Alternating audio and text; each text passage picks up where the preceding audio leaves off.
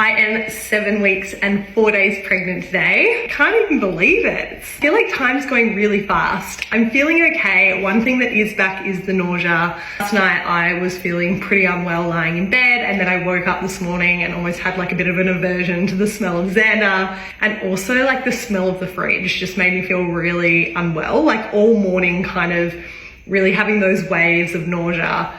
Once I ate something at lunchtime, I felt a lot better and I feel fine now. But that definitely came back, and I want to talk about what I did in the lead up to transfer. I did a lot of prep work this year before we started transferring embryos, so I just want to go through what we did. I know that it could be helpful for a lot of you that are going through fertility treatment at the moment.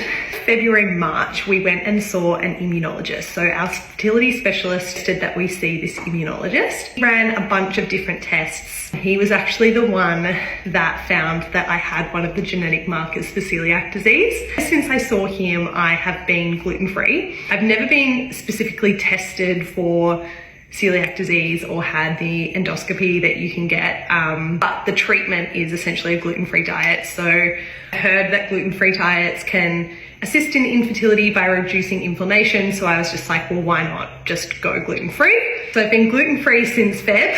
Also prescribes a medication to me called Plaquenil, which is immunostabilizer. I had been taking prednisolone, which is a steroid, in previous cycles and not really had any sort of side effects. So he prescribed Plaquenil for me and I started taking that, I think around like March, April is when I first started taking Plaquenil, and I haven't stopped. The other thing that he did was tested us for something called the DQ alpha gene. I feel like this is quite, not controversial, but maybe a new and modern piece of research in the fertility world. And there are only a select few doctors that believe in it and treat for it, especially in Australia. So we got that test done and we found that we were a partial DQ alpha match. Essentially means that 50% of the embryos that we could create, my body will reject because it sees it as its own self. This treatment is supposed to assist with not rejecting embryos after they're transferred. Then we went into another egg retrieval in April of that year. It was just an egg retrieval. We got 2 PGT